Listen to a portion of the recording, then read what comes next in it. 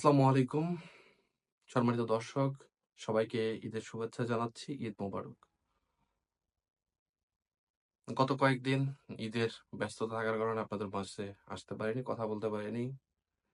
আজকে আবার আপনাদের মাঝে নতুন একটি খবর শেয়ার করার জন্য আসছি। নতুন একটি বিষয় নিয়ে আপনাদের সঙ্গে কথা বলার জন্য আমি হাজির হয়েছি। যারা আমার চ্যানেলের সাথে আছেন, যারা আমার কথা শোনেন, সবাইকে আন্তরিকভাবে ধন্যবাদ জানাচ্ছি। তো কিছুদিন আগে ডক্টর মোহাম্মদ ইউনূস চীন সফরে গিয়েছিলেন, আপনারা সবাই জানেন। ঈদের আগে তিনি চীন সফরে গিয়েছিলেন এবং সেখানে একটি চুক্তি এবং ৯টি সমঝোতা স্মারক হয়েছে এবং বেশ কিছু বিষয় নিয়ে চীনের সাথে বাংলাদেশের যে আন্ডারস্ট্যান্ডিং সেটা পূরণ হয়েছে এবং বাংলাদেশ সেখান থেকে একটা উইন উইন সিচুয়েশন নিয়ে ফিরে এসেছে বলে বিশেষজ্ঞ আছেন তারা মনে করছেন। ডক্টর মোহাম্মদ ইউনূস একটি বক্তৃতায় বলেছেন যে ভারতের যে সেভেন সিস্টার, সেই সেভেন সিস্টারের অভিভাবক হবে বাংলাদেশ। এটা নিয়ে ভারতের মাঝে ব্যাপক তোলপাড় শুরু হয়ে গেছে। তিনি আরো বলেছেন যে ভারতের যে ৭টি রাজ্য আছে, সেই ৭টি রাজ্য স্থলবিশিষ্ট রাজ্য। সেখানে যেহেতু সমুদ্র সীমা নেই, সেখানে বাংলাদেশের সমুদ্র সীমা ব্যবহার করে তাদের অর্থনৈতিক যে অঞ্চল সেটাকে উন্নত করার জন্য বাংলাদেশ এখানে অভিভাবকের ভূমিকা পালন করতে পারে। সবচাইতে মজার বিষয় হলো এখানে ডক্টর মোহাম্মদ ইউনূস চীনকে আমন্ত্রণ জানিয়েছে যে এখানে তাদের পণ্য উৎপাদন করার জন্য এবং সেটাকে তারা এক্সপান্ড করার জন্য। এটা নিয়ে ভারতের মিডিয়া এবং ভারতের রাজনীতিবিদ যারা আছেন তাদের মধ্যে একটা তোলপাড় সৃষ্টি হয়ে গেছে। বাংলাদেশ গত ১৫ বছর যে কাজগুলো করতে পারে নাই, যেখানে হাত দিতে পারে নাই, সেই জায়গাগুলো এখন বাংলাদেশ ধরতে পারছে। ইন্ডিয়া এখন বাংলাদেশ নিয়ে সত্যি অনেক বিপাকে আছে। বাংলাদেশ যে একটি দেশের যে স্বাধীন বা একটি দেশের যে মর্যাদা, একটি দেশ যেভাবে কথা বলতে বা কথা বলা উচিত, সেই জিনিসটা এখন দেখা যাচ্ছে।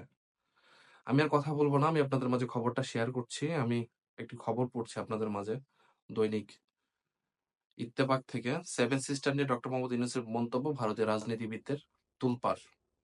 সাম্প্রতিক চীন সফরে গিয়ে এক বক্তৃতায় ডক্টর মোহাম্মদ ইউনূস ভারতের ৭টি উত্তর পূর্বাঞ্চল রাজ্যকে, যেটিকে আমরা সেভেন সিস্টার নামে জানি, সেই রাজ্যগুলোকে স্থল বিশিষ্ট উল্লেখ করে এই অঞ্চলের সমুদ্র সীমার অভিভাবক হিসেবে বাংলাদেশকে অভিহিত করেছেন। আমি যে কথাটি বলেছিলাম যে ৭টি রাজ্য, সেই ৭টি রাজ্য আপনি যদি ম্যাপ খেয়াল করেন দেখবেন যে বাংলাদেশের উপরে আছে এবং ওই ৭টি রাজ্যর যে সমুদ্রের পথে যে পণ্য আনা নেওয়া করার যে একটা ব্যবস্থা, সেই ব্যবস্থাটি কিন্তু নাই। তো সেই ক্ষেত্রে বলেছেন যে বাংলাদেশ এই অঞ্চলের অভিভাবক হিসেবে আবির্ভূত হতে পারে।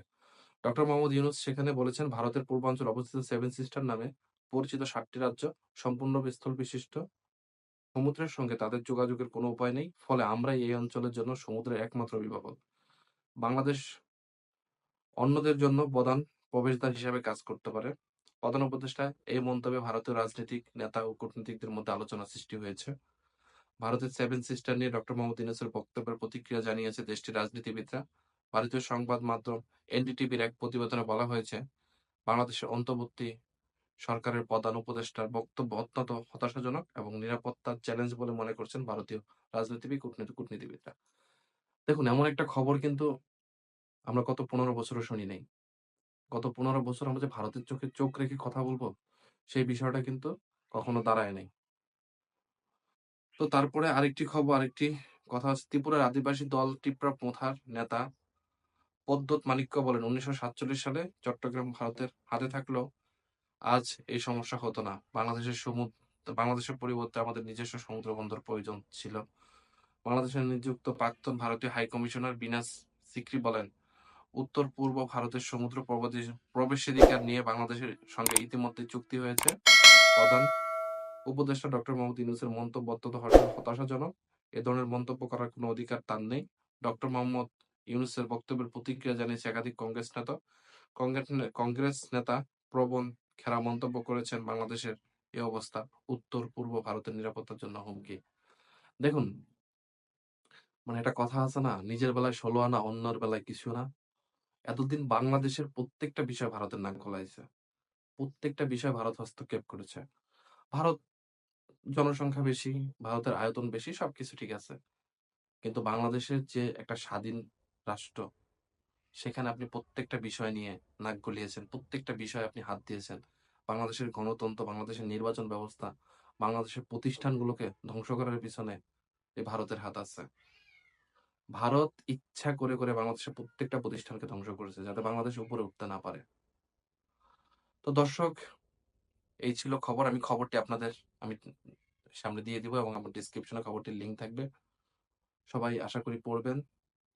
সবাইকে ধন্যবাদ।